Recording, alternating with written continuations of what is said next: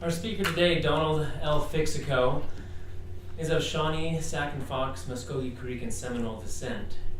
He is currently the Regents and Distinguished Foundation Professor of History at Arizona State University, where he's been for over a decade now.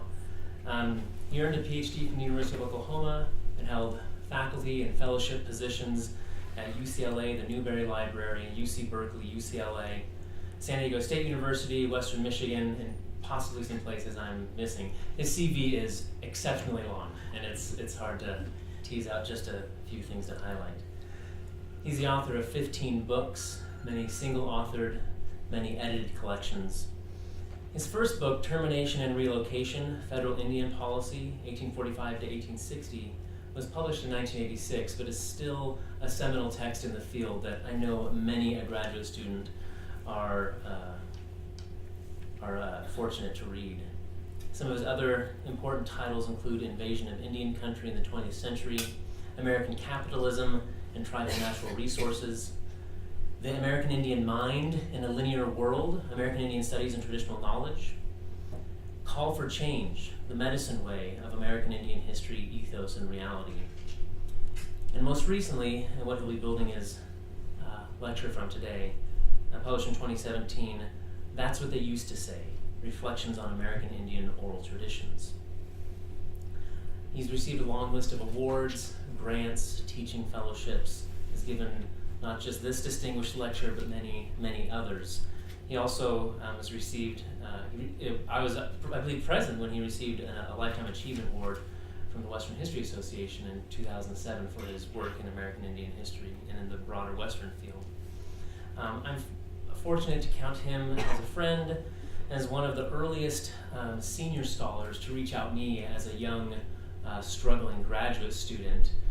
He was gracious and generous and offered me all kinds of mentoring and advice, even though I was not a student at his institution, which I think maybe gives you a glimpse into the kind of man he is.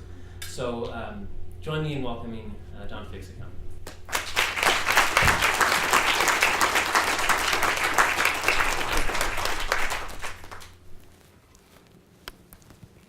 It's a pleasure to be here. I won't start off with a joke, but I just want to start off with a quick story because Brendan was talking about termination and relocation. That was actually my doctoral dissertation. I was here at BYU on campus in about 78 or 1979, researching my doctoral dissertation, and I was at the University of Utah, and Floyd O'Neill said, you've got to meet Lyman Tyler, and we were talking about his book, A History of Indian Policy. And that book came out in 1973. And so when I was researching termination and relocation, there were very few people I could speak to who knew anything about termination. And so Lyman Tyler was one of these individuals, and so he gave me a ride from Salt Lake City to the campus here, and I researched all day, then he took me back. So that was my introduction, but that was 1978, 1979, so I hope that you don't do the math. But I think I was 8 years old at the time, and I think Lyman Tyler was 10 years old at the time. So that book, A History of Indian Policy, was really path-blazing because Francis Paul Pruka came out with his book, The Great Father, in about 1984. So to write such a book, A History of Indian Policy, is just monumental. So that was Lyman Tyler because he was just one of these kind of minds, you know, that knew everything. So I really appreciate him. There's two words I want to kind of introduce to you in the Mvskoke Creek Seminole language that I was raised in that tradition. And one of them I heard over and over as a child growing up was Ha-ma migadat. And Ha-ma migadat means that's what they used to say. So anytime that a story was told or kind of advice was given by an elder, they would say Ha-ma migadat. That's what they used to say. The other term I want to introduce to you is called ihosa. And ihosa is really kind of a state of confusion. Now, what does that mean? So when you go to the refrigerator and you kind of look in the refrigerator, what do I want? And I'm not for sure. That's a kind of a form of ihosa. You walk into a room, what did I walk into this room for? I forgot. So that's a form of ihosa. But ihosa is really kind of, well, to we Mvskoke Creeks and Seminoles, it's our hell. Because what that means is that if you're in ihosa, then you can walk around and be confused very much in your life or even for an hour. So it's kind of a paranoid kind of fear, so that you don't even know your name. You don't know what time it is, day or night or anything like that. So when you're caught in Ethos, we hope not to be caught in that. And so we try to avoid that as much as we can. So let me get started here. If I can push the buttons.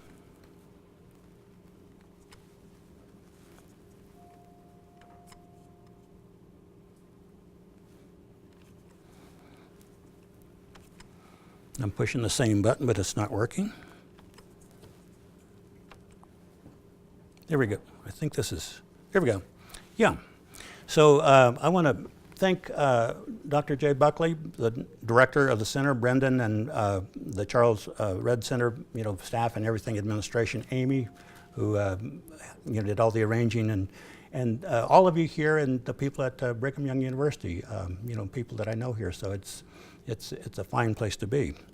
So when we look at the spoken word, I want to begin with kind of the book itself. So printing was a very important invention, and so before 1704, woodblock printing was being done in Korea, but it wasn't until 1439 that the Gutenberg press was then developed, and in about 2010, there's about 130 million books kind of just estimated throughout the entire world.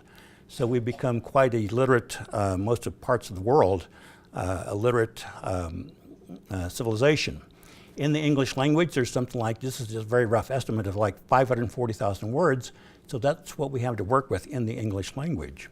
And all of this kind of drives print capitalism and the power of rhetoric, and the number of languages, a little over 7,000 living languages in the world, and almost about 300 Indian languages in the United States and also in Canada. So when we hear words and when we listen, we spend about 75% of every day communicating in some way, and about 55% of our daily time is listening. But so when we hear, it's different from listening, and when we listen, the average person speaks about 150 words a minute, but we listen to about 450 words per minute, so we're listening to more than one person at the same time. But what we remember is only about 17 to 25% of what we listen to. And when you think about it, words convey only, I'm up here speaking right now, but I only kind of get across through words, verbal communication, about 7% of what I want to say. So it's a moving of the hands and facial expressions that makes up the other 93% of what you hear and what you understand and what you want to hear. And if you listen to complaints for a period of time, after 30 minutes, then that begins to destroy our problem solving skills, what we have. So just to kind of give you some idea. So words and storytelling and storytellers. Among the Chickasaws, a very famous storyteller is Teata, who's gone now, but in her lifetime, she went to the White House and spoke, given presentations about telling stories from the Chickasaw wealth of folklore and so forth. And probably the one that all of us know is Will Rogers, a part Cherokee Indian, was very famous for his storytelling. And the person in the right-hand corner is Scott Momaday. Scott Momaday, a Kiowa Indian, won the Pulitzer Prize, and get this, he won it with his very first novel. Not many people do that, winning the Pulitzer Prize with their first novel. But what he says with the words is that words are powerful beyond our knowledge, and they are beautiful. And words come from nothing into being, and there is magic in that. So it's the power of words, and as these words make up stories, then they tell us much about the oral tradition. So understanding Indians, it's been said, is to know their stories. But in that kind of storytelling, there's a native ethos, and what I want to say is that there's a Comanche ethos, there's a Mohawk ethos. Eskimos have their kind of worldview, and so it's all very different, but the kind of indigenous perspective is very different in itself. Oral tradition is really kind of sharing knowledge. It's also done through entertainment and also provides group identity. But to be Indian and to tell stories is to tell it from a kind of a native worldview or a native logic, which I describe in some of my work, is that native people are very circular in their thinking. When I write, I have to kind of unwrite because my editors say that, Don, you said the same thing on page 3. You said the same thing on page 26. And my thinking is that if you keep saying the same thing so often, people will understand what you're trying to say. But that doesn't work in a linear fashion. And I remember my early teaching at the University of Wisconsin. I had Calvin Coolidge right in the middle of the blackboard when we had blackboards in those days. And I was teaching U.S. history, a required course, and I didn't want to teach it. I had to teach it as a young professor, and the students at 4:30 didn't want to be there. I didn't want to be there, they didn't want to be there. And I had Calvin Coolidge right in the middle, and I put something in the left-hand corner like laissez-faire philosophy, and I put something else on the other corner like republicanism in the 1920s, and another corner and like spokes to a wheel, right? And a young lady shot up her hand and she said, "Professor Fixico, how come you don't put your notes in the upper left-hand corner and go left to right and then go down like that?" And so my students were thinking in a very linear fashion, and I was lecturing in a circular fashion. So you can imagine my teaching evaluations went down. So I learned to lecture in a linear fashion and how to kind of get to them. But it is kind of the other side of the coin, the indigenous reality. And to know Native people is to know that they're physical, they believe in the physical reality, and also the metaphysical reality at the same time. Now, in the oral tradition, when stories are told, then it's really kind of creating an atmosphere of peoplehood or togetherness, which I refer to as kind of inside the lodge. Now, what this also means is that Hispanic Americans, Chinese Americans, Polish Americans, anyone, or even in your own neighborhood, can tell these stories, and you create a kind of a togetherness. And so that's very magnetic and pulls people kind of into the stories. And so that's very important. So it's this togetherness, and it's upon the storyteller and the listeners to kind of bring this kind of oral tradition about, bringing the past to life, into the present. With Native people, it's really about circles that I just mentioned, repetition. And it so kind of is interesting to me when I see students in the classroom who are taking notes from left to right, writing from left to right, yet the world is turning in a very kind of rotational kind of way. And so it's through the patterns, trends, and planting seasons, rotations of the stars, migrations of animals. It is very much as kind of the indigenous way.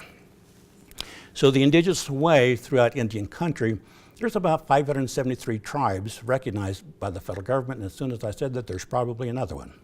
So about 327 reservations. So the darkened areas kind of gives you some idea of where Indian country is.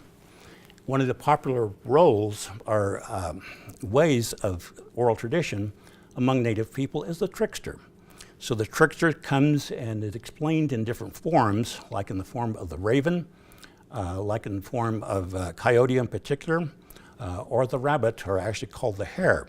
But the hare itself, among the Creeks, Mon people, we say as you stare at the animal, the hare, it's an innocent animal, but don't stare at the eye too long, because the eye will get bigger and it's so innocent, like Alice in Wonderland, it'll kind of draw you into the eye, and so you don't want to be drawn into it because you lose control of yourself. And so that's it. So Native people have kept track of their stories through the winter counts among the Plains tribes, wampum belts, petroglyphs way early in the past. But the trickster is to explain something that is missing or something that went wrong or an extraordinary occurrence or a series of mishaps. How that we don't. I call that really kind of the irony of life as a trickster. Coyote in particular is a famous trickster, and it is amazing that about 36 tribes, at least largely in the West, have coyote stories. So coyote stories are very popular, and again, kind of explaining the unpopular. I'm explaining that cannot be explained. Now, in my work, I also say that there's a theory that I use called the elements of community. So if you take any community, it could be Navajo, it could be Eskimo, it could be Mohawk, etc., and I contend that the central element in that circle or that community is the person. So the second social unit is the extended family, kind of an outgrowth of the family itself. So the extended family, where a grandparent lives with the nuclear family, or an aunt or an uncle or something like that. And then there's the clan or society, depend on if you're studying Plains Indians or if you're working with Eastern Indians. My clan, for example, is Fox. My son is adopted, his clan is Wolf.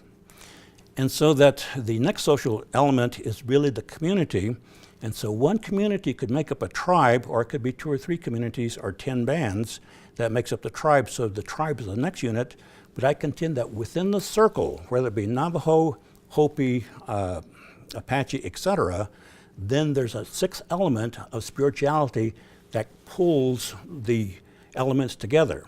And so it pulls together like a fist, this community, and it's held together. And you can call that nationalism, you can call that tribalism, you can call it Indian pride, etc. But when one of these elements begins to fragment, then this weakens the togetherness, the identity of that group of people. So this is an idea that I've been working with. Now, if you take that same community, and because Native people believe, if you are a believer, then you believe in the metaphysics, you believe in visions and ghosts. I guess this is a good time to kind of ask this question. How many people believe in ghosts and spirits? Okay, and some people don't. Even Edward Allan Poe said this, I don't believe in ghosts, but I'm afraid of them. And more than people have, besides Edgar Allan Poe, have said that whatever it is out there, and I've actually lived in a haunted house when I lived in Michigan. 3 steps on the staircase would creak, creak, creak. And the first time that I heard it, I got up the baseball bat from under the bed, ran to the top of the stairs, and yelled curse words as loud as I could. Nothing there. But you had to get used to those 3 creaks in the steps. And when we moved away, we moved to Kansas, then my mother said this. She said, who is that elderly person who stares out the circular window in the attic? I never knew there was an elderly person in the attic. And she told me after we were leaving, and I was kind of glad of that, but why didn't she tell me earlier? So I don't know what was worse. So whether you believe in spirits or not, we really, when you look at Native traditions, it's whether you believe in them or whether you don't believe them. But sometimes non-believers can be convinced of spirits and ghosts and things like that, because some of us believe in the Easter Bunny and some of us believe in Santa Claus, right? So it's a matter of belief in dreams and visions and hopes and spirits and things like that. For Native people, belief in the metaphysics is just as important as the physical reality. Some of this that I'm talking about comes from the book Call for Change, because it really talks about and tries to construct a Native point of view. So how do we get at that? So that Native people respect all things that are related. We're related to everything, plants and animals and rocks and trees and things like that. And so I refer to this as the natural democracy, that if we can mutually respect nature and even an insect and things like that, then it would be a much better world. I also contend in this book that there are 3 dimensions, and let me kind of go to this next configuration because this kind of helps to explain. Now, if you look at the phrase Indian-white relations, almost all of Indian history is taught about this binary approach, Indian-white relations. But if you look at this in kind of an equation of Indian-white relations, over 30,000 books have been written about American Indians from the first dimension, are going from right to left. So the scholarship now is really kind of in the second door or the second dimension of where that there's a shared experience, be it Indian wars or boarding schools or intermarriage, where that the 2 sides have come together, and that's what books and articles are winning scholarships and awards and things like that, fellowships. But when you look at the other side, the third dimension, where that in the third dimension, or the Indian perspective, where it's a Comanche reality, or it's the Eskimo ethos, or it's the Mvskoke Creek way of life, etc., then it opens up. Really, I refer to that as a third dimension, but for me, you turn that around, you see, it's really the first dimension from my point of view. So you have to kind of look across that, and if you can look across that, that's the cultural bridge of understanding that I'm talking about. So we're really talking about the third dimension this evening, and how it's all about understanding relationships.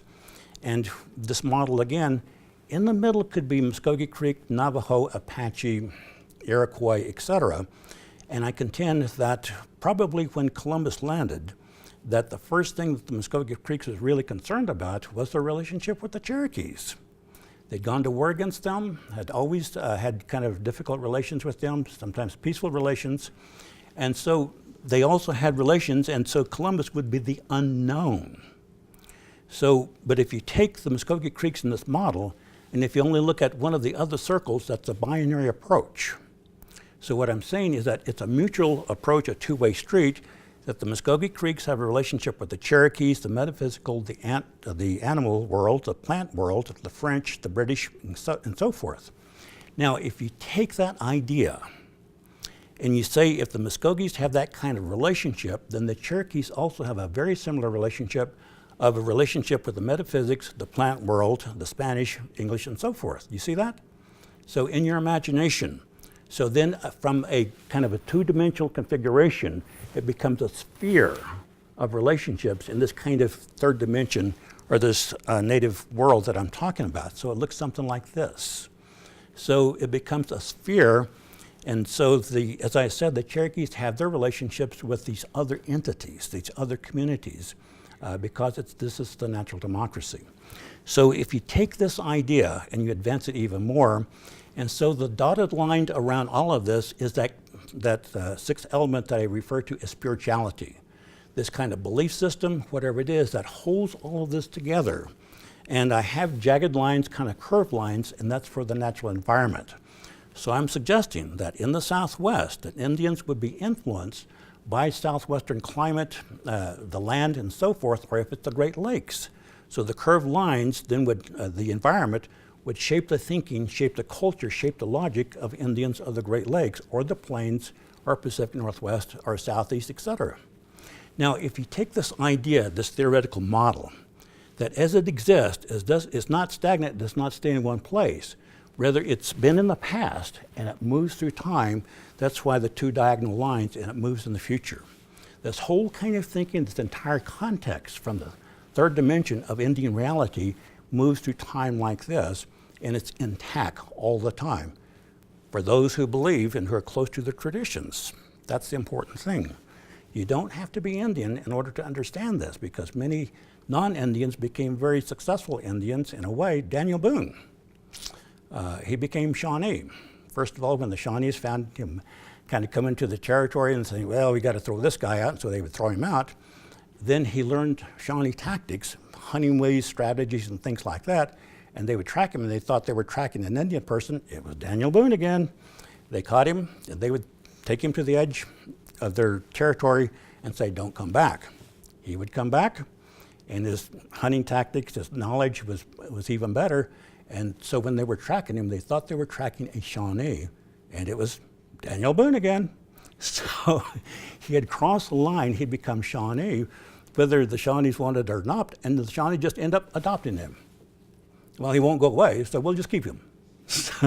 So you don't have to be Indian to understand Indian reality or the Shawnee way of life or Comanche way of life or so forth, as long as you live, their ways and believe in their ways and things like that. So that's what this third dimension is all about. So this natural democracy, let's talk about it a little bit more. When we write history, when we look at relationships, it's almost always in human relationships, human to human relationships. What I'm contending is that there's a human to animal relationship and a human to plant relationship, human to landscape, and to the human supernatural. And by the way, let me ask another question. How many people have cats? Cats, okay. Dog people? There's always more dog people than cats. Did you know that a cat makes 28 sounds? And I know that you talk to your cats, I know that you talk to your dogs, and this is where that understanding supersedes language. Because your cat or dog cannot understand English, right? And so it's the understanding, if you understand meows, and I know there's meows, and I've learned to watch cat tails, how they swing and things like that, it's understanding. If you take that way of understanding animals, dogs or your cats, or your birds or your horses and things like that, horses make like 22 facial gestures. And so they're communicating to you a kind of, not a language, but kind of an understanding. So it's where understanding supersedes language. So we can understand plants and we can understand birds. When you walk out, at least in my backyard, they're decorating. They're decorating, but they're also talking to each other. And so if you notice when you walk to a tree where there's a lot of birds, they start chattering. They're communicating. there's that guy all the time who brings, the water hose is going to, clean things up, and so we'll help him. But they're talking, and so it's understanding. It's a language. Everything has a language, and so if we can understand those languages, we can understand much more about this natural democracy that all of us live in. There are things that guide us, things that I call spiritual constants, universal laws, like energy and dreams and the sun and causality and power and circles. And these are things that can't change because they're constantly there. And they're in any story, they're in any civilization, they're in any kind of theory, they're in any kind of philosophy. But for Native people, there are different kind of categories of individuals. There are medicine people and healers and prophets and seers and visionaries and spirits and elements and things like this.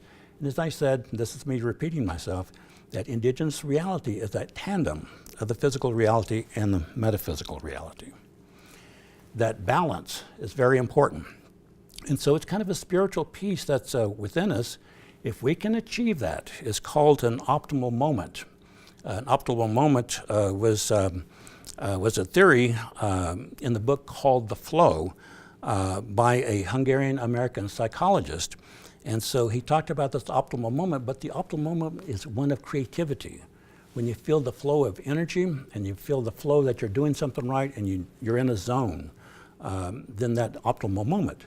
I'm suggesting that similar to the optimal moment that the psychologist is talking about is a moment of balance or peace within yourself.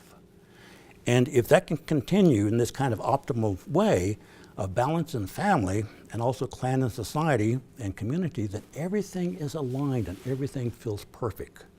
A birthday, an anniversary, a celebration of some sort, all of you have experienced that kind of optimal moment of peaceful balance.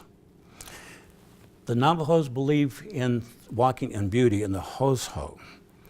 Mvskoke Creeks and the Seminoles, we believe in Boy Fixico, a kind of a spiritual energy that is meant to be that way, and it's very natural. We have red towns and white towns, and it's a balance between those that help to restore the peace and keep the peace. And the Cheyenne believe in the Council of 44, and the Iroquois believe in the Great Law of Peace. But that balance is very important, and that brings me to a story in that it was in 2001 that I was visiting my parents, and obviously taking my son with me at the time, and he was like 6 or 7 or something like that. And so my dad said, "Do you want to go to stomp dance?" And I went to stomp dances growing up and said, "Sure." So we got in the pickup, and so stomp dances start about midnight, about 12:30, about 1 o'clock until the dawn the next day. And so we get in the pickup, and so we're going down the highway, we're going down the beeline towards Okmulgee, we take a left towards Hectorville, and so we're out there, and rain begins to hit the windshield, and I'm saying, "Hey Dad, it's kind of raining. Do you think it'll rain at the stomp dance?" "Oh no, the medicine maker will take care of that." So we're driving along, and I asked Dad, "Well Dad, when's the last time you've been to Tallahassee?" I said, "Well, it's been over 20 years. And I said, "Do you remember the way?" And he said, "Well, I think I do." We got lost out there. It's midnight. We run out of dirt road, and so we cross a wooden bridge, and there's this rancher's kind of gate, the kind that with the barbed wire, and you undo and all of that, and I undo it, and I said, "I think it's over there," and it's not. So he has to back the pickup back across in the dark, across the wooden bridge. He takes another road, and we go down the road, and he comes up to a dead end, and there's a trailer. And so my dad gets out of the pickup, and he just kind of gets out, and right by the door, he starts yelling. And he starts yelling, "Tallahassee, Omolka." And he keeps honking the horn. I said, "Dad, why don't you go up to the door and knock?" And he says, "I don't want to get shot." And so he talks to the woman. She comes out, and she opens the door, and they're going back and forth in Mvskoke Creek. And so she tells him where the stomp dance is, and says, "Oh, got it." So we go there. And we're there at the dance, and I said, "Dad, do you know anybody here?" He said, "I don't think so." That night, you couldn't throw a stick without hitting a relative. There were relatives everywhere. So you have the image of the dance right here. You see the moon, you see the fire. So we dance sunwise, we dance to the right, to the left, and so we dance around. So imagine the guy leading the dance right here. My dad was asked to lead the dance, to lead the song, and as he was singing, Then my son got in line, and he was dancing too. And at that moment, I was on the edge, right about in front of the fire, and I was getting ready to enter the dance, to enter the circle. And for that one split second, a mill of a second, when my father was on the other side of the fire, in line with the moon, and he was dancing at that moment, the moon, him, and the fire, and my son happened to cross at that same split second, and I was there in line. Everything was in sync. And I felt something I'd rarely felt, a peacefulness, no difference in time, and that was an optimal moment for me. That 3 generations were there dancing with the fire and the moon all lined up. Because as he moved, as my son moved, and everything changed. But for the rest of the night, and they say, because there's no lights in these dances. There's just the moon, the stars, and then there's the fire. I could almost imagine that I saw my aunt dancing, who had passed away, because somebody else was dancing the way that my aunt used to dance. My uncle, who passed away, my dad's brother, who served in World War II. I thought he was there because somebody was using his gestures who danced just like him. And it was a wonderful night. So this natural dichotomy, it's always there from left to right. We walk the road, there's good, evil, there's women, men, birth, death, sunrise and sunset. It's always this or that. And so in our life, it's really called sometimes the 7th direction. It's walking that road and trying to deal with these 2 different kind of opposites all the time. And so that's a part of life, it's a part of struggle, that's the way it was meant to be. It's all about relationships, and when you look at the species around the world, and this is really kind of an undercount, that in this side of the world, the native people have formed this kind of natural democracy with different animals and plants and things like this. What I'm talking about tonight is coming mainly from this book. He's talking, that's what they used to say, Hamamigadat. And so this is my granny on the left. And so, you know, at that time, she was about this tall.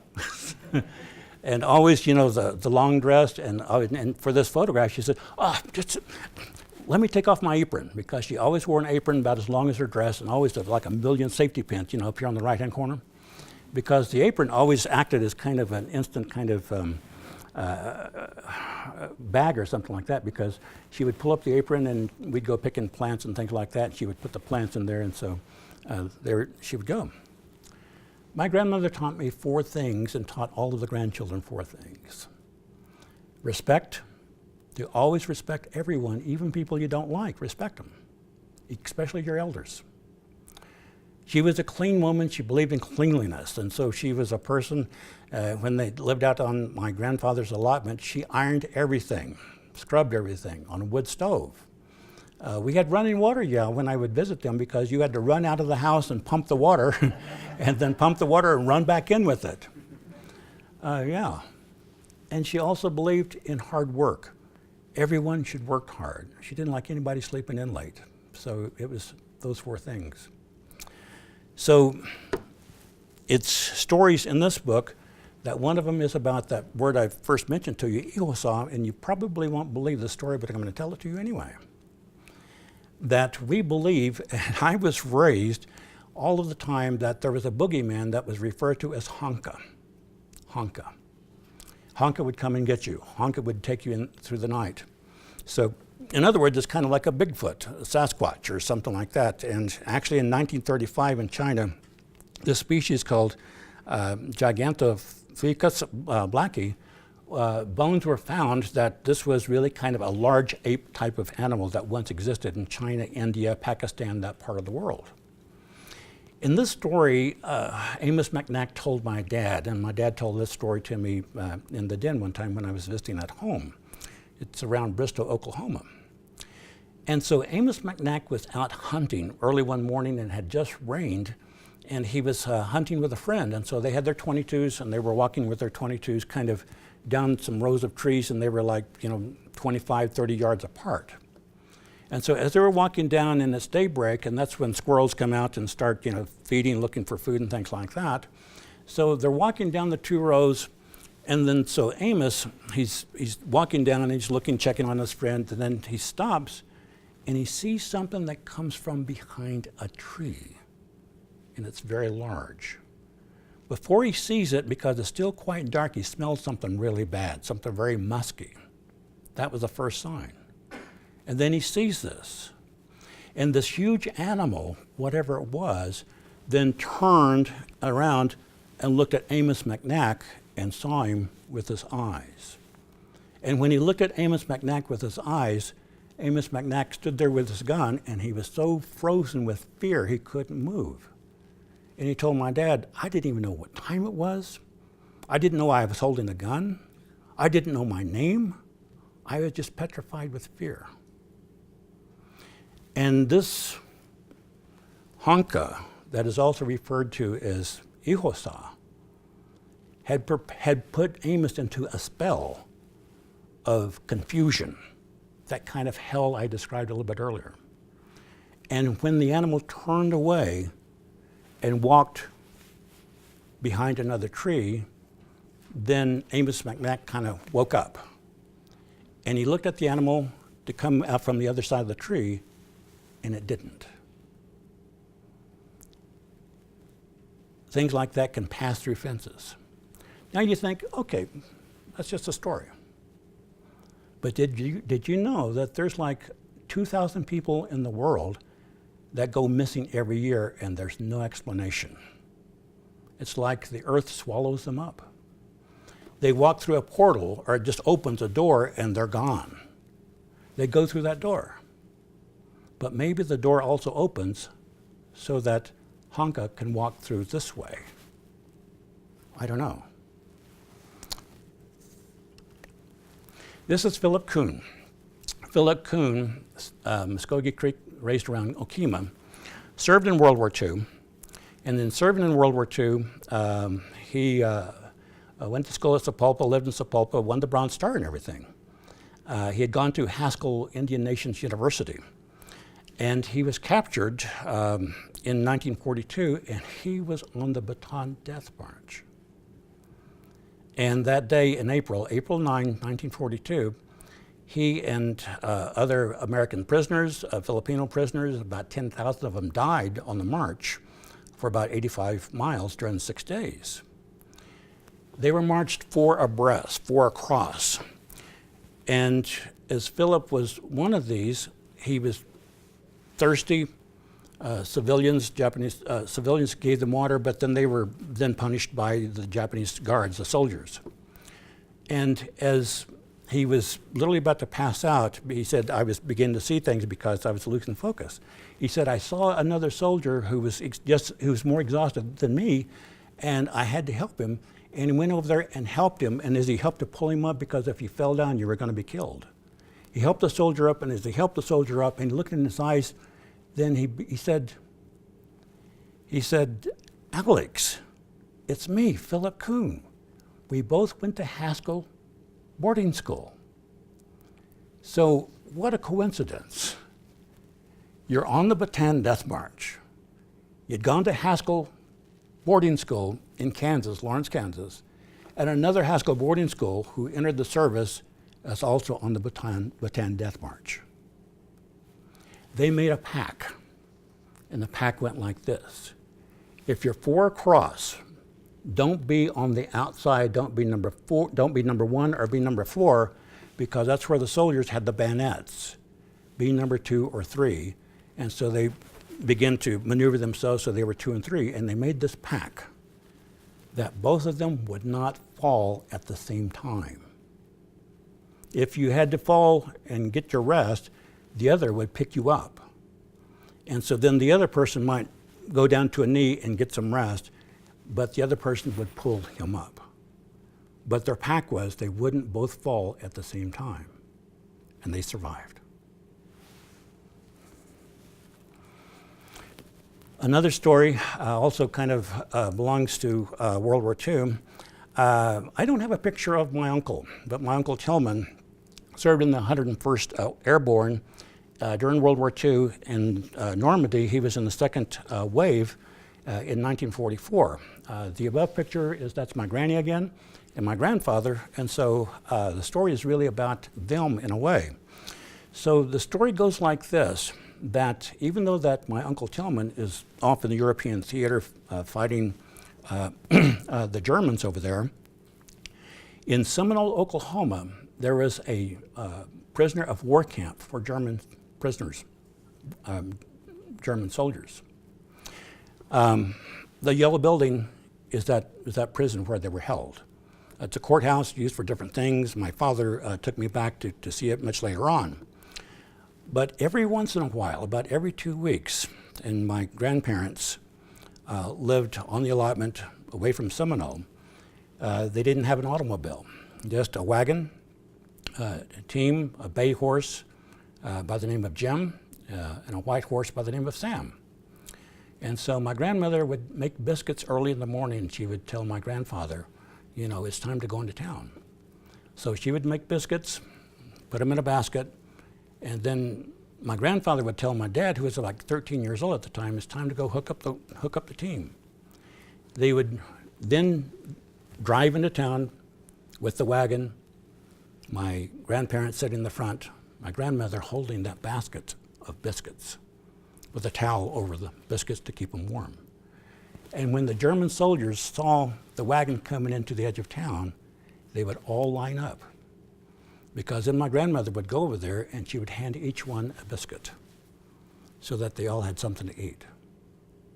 I asked my dad as we stood there across the street years later, why did Grandma do that? Why did your mom do that?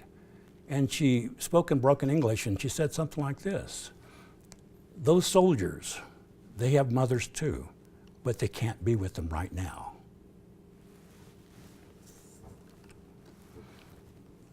This other story is about revenge. And so Johnny Fixico is not my dad, but this is who my dad was named after, and another person by the name of Porter Bear.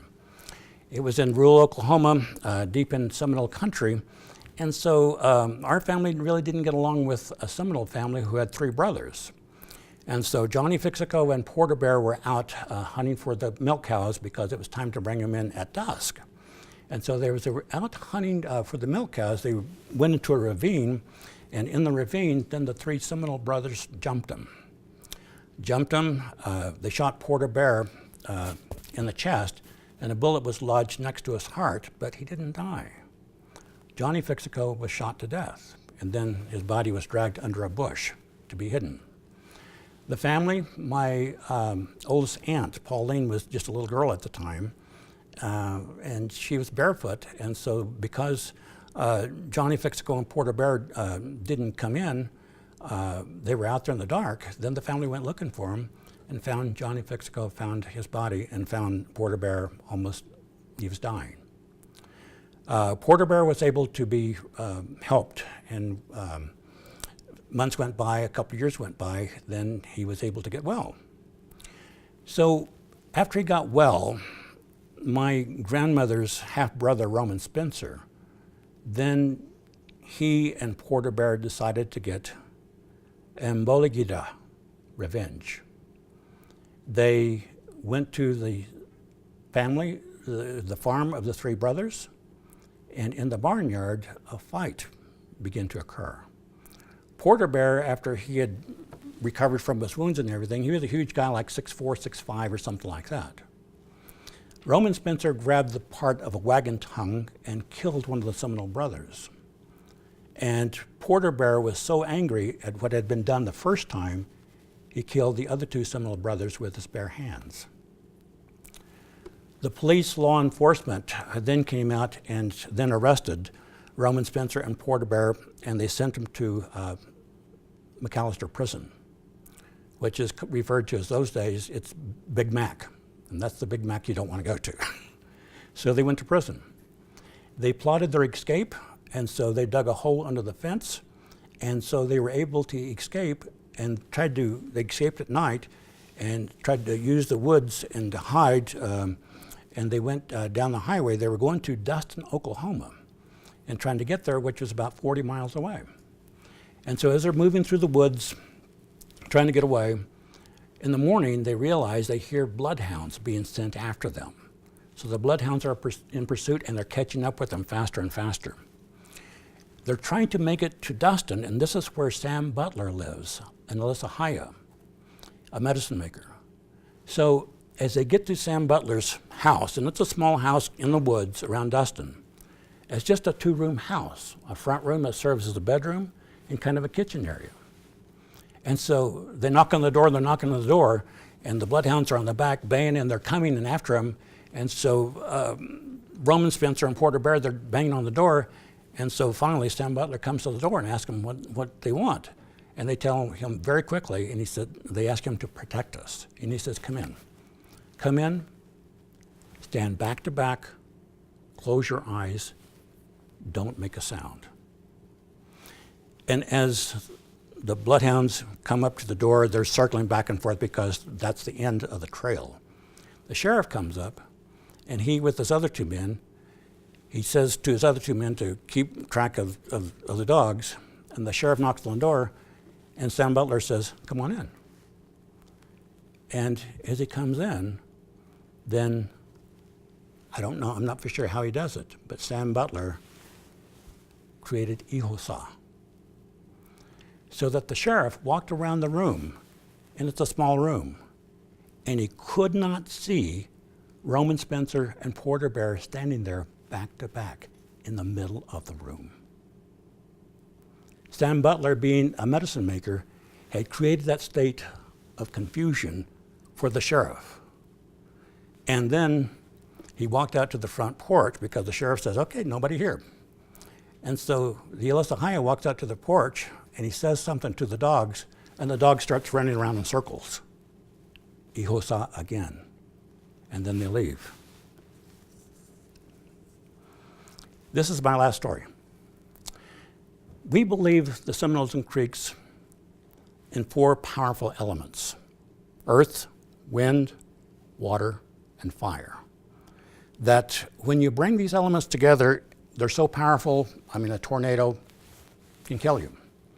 But the wind is also the breath that we believe, and we breathe. And it's a song, that carries the tune. So we also believe in little people. And little people is a belief that is nationwide throughout the entire world. In Europe, Irish leprechauns, gnomes in Germany, little people also in Switzerland, Netherlands, Sweden, so forth. So pretty much in much of the world, there's a belief in little people. 2 stories about the same thing. Richard Brown, who's 28 years old at the time, he's Yuchi Indian, had Down syndrome, and he lived near Kellyville, Oklahoma. His body was missing for about 3 weeks, and it was found near Highway 33. Always every afternoon, Richard Brown would walk down the highway, make a left, go to his grandmother's house, and visit, and she would feed him dinner. We call it supper in Oklahoma. In one winter day, he decides to cut across the field rather than walking down the highway because the snowflakes begin to fall, and it begins to become darker a lot faster. It's a shortcut. As he's going across the field, then he begins to hear his name being called. So he walks in that direction, and his name is called again, and he walks in that direction. And as he's walking in that other direction, then he walks in a circle. He walks in a circle, and he dies. The Sapulpa Herald newspaper, February 10, 1984, reports body found in woods. The doctor said, we surmising that he died of exposure. That's one version of the story. The Yuchi people say this, that the little people took him away. They took him away with them because he had always been made fun of because he had Down syndrome. He had always been ridiculed, and they wouldn't ridicule him, they would take care of him. And so they called him home. So there's 2 versions to this story. And I'll end with this one. This is my last one. I thought the previous one, this is my last one. All these 4 elements being 4 very powerful. My father, this is about 1957, around Shawnee Lake. There's 2 Shawnee Lakes. This is Shawnee number 1. There was just 1 Shawnee Lake at the time. 2 young men decided to go fishing, camp overnight. They were camping at Shawnee Lake. Carl is a white guy, has 6 kids. Their daughters and sons are good friends of mine. And my father, obviously Seminole and me in Mvskoke Creek. So they cast their lines out there into the water, and they're watching, the floats, the red and white floats kind of go up and down. And the wind comes along and begins to pick it up and makes the water a little bit more uneven and like that. But see, it's the wind. It's that time of the day where it's beginning to get nightfall, and you have sunset, and it's like light and dark coming together. It happens at dawn too, and that's a very powerful time. It's a portal when anything can happen. There's water, and there's the earth that they are standing on. They're camped at. And Carl says, let's make a fire. And as he begins to make a fire, because they're camping out overnight, he begins to hear something. And he begins to hear something. He looks at my dad, and my dad doesn't do anything because my dad hears it too, but he doesn't know that Carl can hear it. Carl hears it again. Again, he looks at my dad, and my dad looks back at him and kind of, asks him, is everything okay? And Carl can't take it the 3rd time. He says, John, do you hear what I hear? And my dad says, well, what do you hear? And he says, I hear Indians singing and dancing. They're really close by. And Carl got afraid. And my dad was surprised because white guys aren't supposed to hear things like that. And Carl was so afraid that he got up and grabbed his stuff and started running toward the station wagon because it was his car, and my dad had to run after him because that was his way home too. So they ran back to the station wagon and they left. So let's step back and let's analyze that for about 20 seconds here. The 4 elements: wind, by the water, fire, and land, earth. At some particular point, there's a very ancient fire there nearby, because my dad knew all of the stomp grounds, and there were no other grounds that were active. This was a very old one, probably one of the first ones that was brought to Indian territory on the Trail of Tears. And that ancient fire, as powerful as it was, began to reawaken itself. And it was twice as powerful because my dad could hear it, the singing and dancing, but it was twice as powerful because Carl, who was a non-believer, who didn't believe in things like that, could hear it too. It would have been even more powerful if they stuck around and if they could actually see the Indians singing and dancing. Because an apparition that powerful, when it manifests itself, that is like 100 times powerful. But that's the reality of being American Indian in the 3rd dimension. Thank you.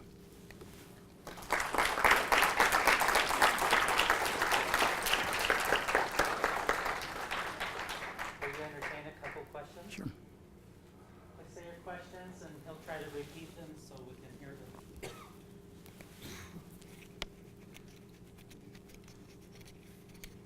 Yes. Do you have any of your books here tonight? I'm sorry, I do not. I should have brought some, but I came in a very small suitcase.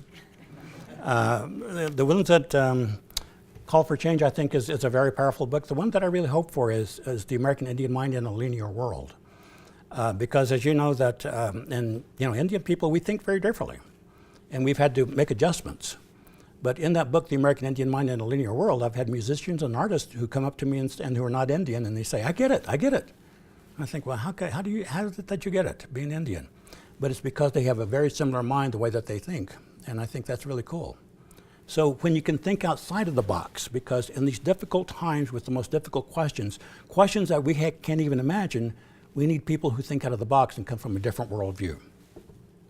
That might help us. Yes? Who is God for your people? That's a very good question. Who is God for our people? We don't believe in a God that is like a human figure. We believe in something that is an entity called Ibofunga. And Ibofunga is the totality of everything that is included and not included. So it could be human, could be not human, but it's everything that is in existence that lives and not lives. Everything that we can possibly imagine is that. And that's why natural democracy is so important, because of the relationships. Because if we respect valleys and we plants in the sky and clouds and things like that, it would be a much better world to have respect for everyone. And so if we don't, then Igbo fungi is out of balance. And we need to achieve that balance beginning with ourselves and understanding ourselves. But that's what we believe in, because the worst that could happen is what I've described through the stories is Ihosa. To be caught in that, and that's our hell, because that goes on forever and forever, and you're lost in that. Where it is, I'm not sure where it is, but it's something you don't want to be wondering for the rest of your life, wandering around in a circle. Very good question.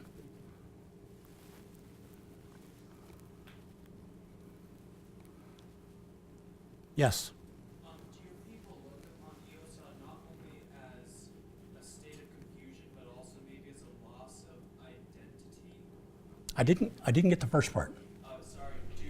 Do your people look upon Iosa not only as a state of confusion, but also as maybe a loss of identity within popular American culture? Oh, sure, yeah.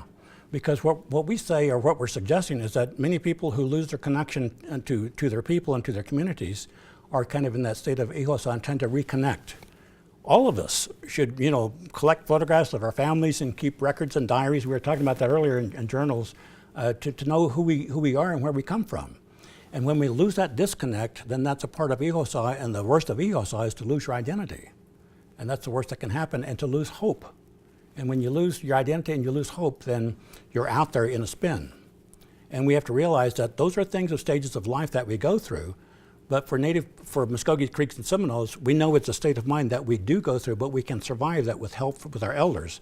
That's why community building and belonging to a community are so important, because when we're not for sure what to do or making powerful, big decisions, we can get the advice of people that we know and trust, and that'll help us through that kind of stage in life.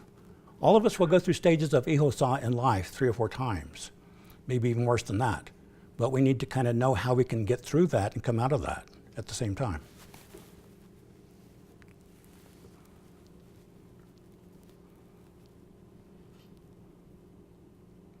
Yes? So have you come out of Iosa? You need to be strong in character, in integrity, and to really let your guiding virtues be your principles to get you through if you're confused. Sometimes it's beyond that, and so you have to go to an elder, and especially a medicine maker in Alessahaya, who can pull you out of that and kind of be a coach and do the proper things. Much of it is going through rituals or ceremonies, even though that, you seem like nothing has happened, but something's been brought to closure. And so you need to be kind of coached through that. And a lot of us, a lot of young people have difficulty coming through that.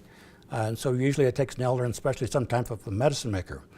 If you believe in the medicine way, which I was brought up in that way, then somebody could cast Ihosa on you. But when that happens, then you have to get a medicine maker to undo that, because the Ihosa will go back toward the person who caused it to begin with. And they will become kind of confused or crazy, because it's like a mirror effect. It'll bounce back if it gets that bad. A lot of times it's not that bad. It's just people going through difficult times in their life, tragedy and traumas and things like that.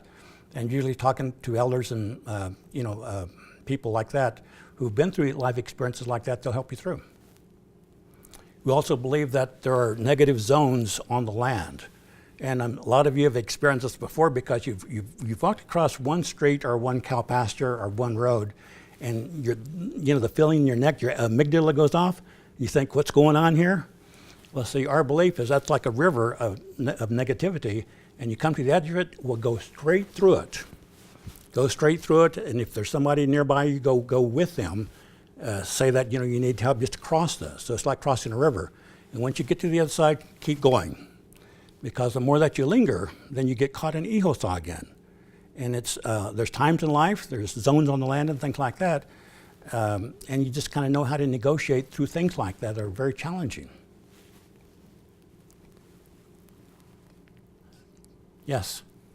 This might be kind of a long question, so I apologize for that. First of all, thank you. This is fascinating, really interesting. These are wonderful stories, and I've learned a lot here.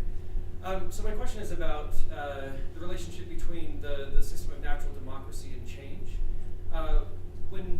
title about oral traditions and storytelling.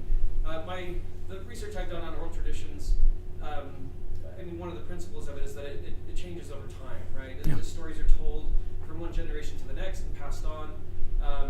Maybe some fundamental principles stay the same, but the stories adapt, the stories change in new circumstances, and that's kind of one of the joys or the beauties of it, right? It's never really a fixed system. Now, this may be a product of my linear thinking, but the diagram that you had of the natural democracy, I see that and it seems to be sort of a fixed system, or a set of fixed principles. So I wonder if you could say something about how, I mean, maybe I'm wrong, and you just tell me I'm wrong, and we can end it there, but I wonder if you could say something about the relationship between the sort of principle of change that seems fundamental to oral storytelling and natural democracy, which my imperfect perception suggests seems a little more fixed than mutable. What you see in the diagrams and the slides is really kind of theoretical, because everything is in a flux, and everything that is in flux, it's about change and those relationships. You know, I use the Creeks and the Cherokees because we're always going at it in some way or another. But sometimes you can fall in love with a Cherokee or vice versa, and so those relationships change. But those relationships also change with the animal world because some animals are not around still, and so there's always the important thing to remember. And I guess my answer is that Native people are very good at adjusting and including. And by including what you don't know and that you'll learn about and form new relationships, that's a means or a strategy of survival. In survival and believing in what is important in the old ways. The old ways still work, but they've been modified to meet modernity. And so that's the beauty of it, and that's still what causes Native people to be who they are. What's his name? I can't think of his first name, Foster, who wrote the book on being Comanche. The Comanches made tremendous adaptation. 40% of their population was not Comanche. But in order to be Comanche and still maintain this Comanche-ness, well, they were able to control who they were, their identity, and they could do anything that they wanted to, but they were still Comanche. So in other words, you know, anybody can be that way as long as you have those core values and that core identity of who you are, and that's what's very important. Thank you. Yeah. Maybe one last question? Yes. I'll give you an easy one. What happens to people who forget to be creative or who lose their ability to be creative? To be creative? I'm not sure, because the key to everything is imagination. That's the most that we can hope for, is to have imagination, which helps creativity. But if we become less creative, then we're going to become part of the 2/3 of the pyramid and just become the people who are manipulated into doing things. There's room, at least in Mvskoke and Seminole philosophy, to be creative, because we watch our children and we raise our children to be that way. We were talking about this a little bit earlier. I'll try to wrap this up. You look at our children and you're a red stick or a white stick. And red sticks are introverts or extroverts, and so they become warriors. And the white sticks are the children who study medicine or knowledge, or they're conservative in their thinking. And so we raise our children in those ways and help them to try to fulfill their lives as much as they're supposed to be. If they're supposed to be a warrior and become extroverted and to be a public speaker and things like that, then we help them to be creative in that way. If they're more introverted and to be creative in writing poems and or painting or something like that, we try to help them that way. But we identify them very early. You're either a red stick or a white stick. And the red sticks were the Red War Club that carried into battle. Could say more, but I'll stop right there.